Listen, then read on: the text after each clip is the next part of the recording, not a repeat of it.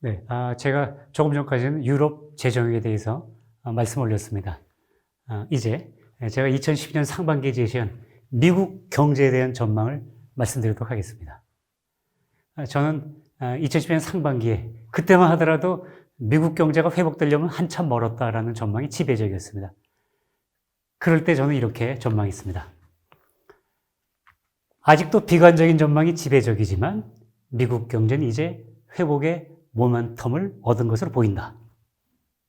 설사 향후 연방정부 디폴트 문제가 현실화하더라도 이 연방정부 디폴트는요, 미국의 의회에서 국채 발행 한도 같은 걸 동결하는 겁니다. 이렇게 하게 되면 연방정부가 빚을 갚아야 되는데 국채 발행 한도가 동결돼 있어갖고 정부의 빚을 못 갚는 경우가 생기는 거죠. 그러니까 미국의 연방정부 자체가 디폴트에 처하게 되는 겁니다. 이런 디폴트 문제가 현실화되더라도 그것은 지금보다 강해져 있을 회복 에너지에 힘입어 능히 극복될 수 있을 것이다. 이렇게 전망했습니다. 이 전망도 그대로 적중했습니다. 이건 제가 머니투데이에 기고한 글입니다. 여기서 한 전망도 그대로 적중했습니다. 그리고 이것은 저의 전망을 블룸버그에서 받아줘서 기사화한 것입니다. 같은 시기에 제시한 중국 경제에 대한 전망을 여러분께 소개해드리도록 하겠습니다. 사실 많은 경제 전문가들은 당시에 중국 경제의 경착륙을 전망했습니다. 여러분, 경착륙은 영어로 말하면 하드 랜딩입니다. 반대말은 소프트 랜딩. 그렇죠? 소프트 랜딩. 소프트 랜딩이 뭐죠? 비행기가 부드럽게 착륙하는 거죠. 이렇게 부드럽게. 그럼 경기 지표가 이렇게 부드럽게 내려온다면 그것은 우리가 소프트 랜딩이라고 부를 수 있습니다. 경착륙은 뭐죠? 비행기가 쿵 떨어지는 거 있죠? 쿵 떨어지는 거. 어떻게 떨어지죠? 쿵 떨어지는 거. 이런 걸 우리가 하드 랜딩 경착륙이라고 합니다. 그러니까 경기 지표가 이렇게 급작스럽게 쿵 떨어지는 것. 다시 말하면 경기가 급속하게 냉각되는 것을 우리가 경착륙이라고 부릅니다. 많은 경제 전문가들은 중국 경제의 경착륙을 전망했습니다. 이렇게 경착륙 전망하다 또 대표 주자는 누구죠? 제가 여러 번 말씀드렸죠. 누리일 루비니, 폴 크루먼 이런 분들을 필두로 해서 정말 많은 경제 전문가들이 중국 경제의 경착륙을 전망했습니다. 그들의 근거는 이렇습니다. 중국 경제는 부동산 가격 거품이 껴있다. 금융기관의 부실 채권이 누적돼 있다. 지방정부의 부채가 과다하다. 그리고 임금이 급등해서 중국의 수출 경쟁력도 저하되어 있다. 그간에 과잉 투자가 일어나 있다. 그간에 과잉 투자가 너무 많았기 때문에 이제 더 투자를 안 해야 되니까 투자 수요가 줄어든다. 그러니까 이러저러한 요인에 의해서 중국 경제는 경착륙할 수밖에 없다라고 전망했습니다. 그러나 그들은 다음 사항을 간과했습니다. 어떤 사항을 간과했을까요?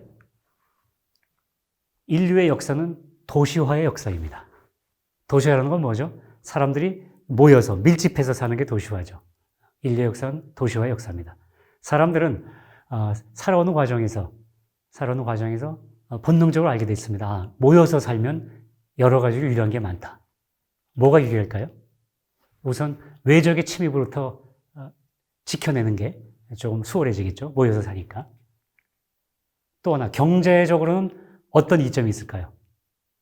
어떤 이점이 있는지 짐작하시죠? 네. 분업과 전문화가 가능합니다.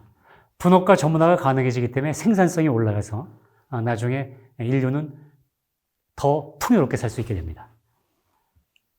이것을 본능적으로 알게 된 인류는 도시화를 진행시켰습니다. 그래서 도시화의 역사는 한 방향으로 진행됩니다.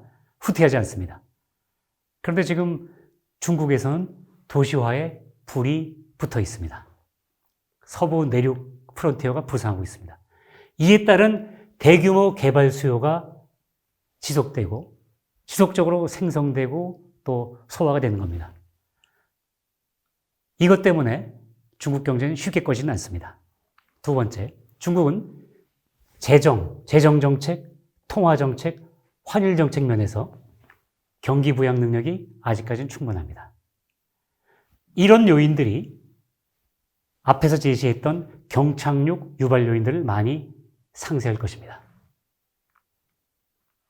이런 이유로 앞으로 수년간 경기 급냉은 일어나지 않을 것이다. 단, 성장률의 점진적 둔화만큼은 피할 수 없을 것이다. 저는 이렇게 전망했습니다. 이 전망도 적중했다고 볼 수 있죠.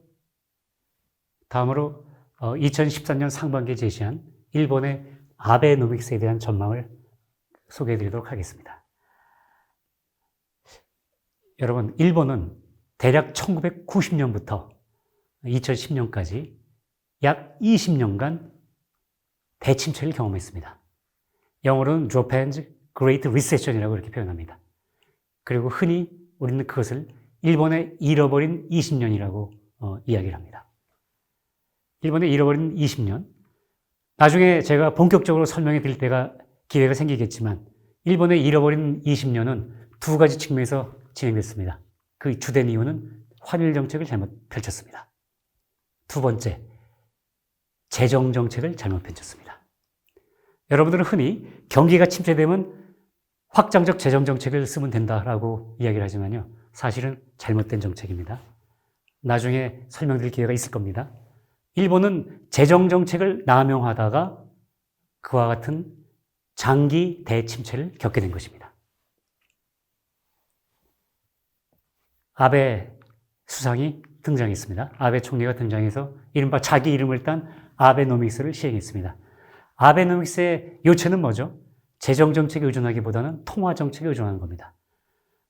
아베 총리의 표현을 그대로 빌리게 되면 돈 찍어내는 윤전기를 쌩쌩 돌려서 일본 경제를 활성화시키겠다. 특히 엔화를 약세로 이끌어서 수출 촉진하겠다. 이렇게 이야기를 했죠. 그때 상당수 전문가들이 저 아베노믹스 실패할 거라고 상당수의 경제 전문가들이 실패를 예측했습니다. 저는 그때 이렇게 예측했습니다. 엔화를 약세로 이끌어서 수출을 촉진하긴 할 거다. 그 다음에 경기 전망을 밝게 해서 투자와 소비도 증가시킬 것이다. 이렇게 해서 아베노믹스는 일본 경제의 활성화에 기여는 할 것이다. 다만입니다. 단 1달러당 120엔 이상의 초고강도 엔저 지속. 이 관문까지는 통과하지 못해서 아베노믹스는 성공을 하긴 하되 절반의 성공에 그칠 것이다. 이렇게 예측을 했었습니다. 일본의 아베노믹스를 평가한다 그러면 아마 많은 분들이 이 절반의 성공이라는 표현에 공감하실 겁니다. 실패한 건 아닙니다.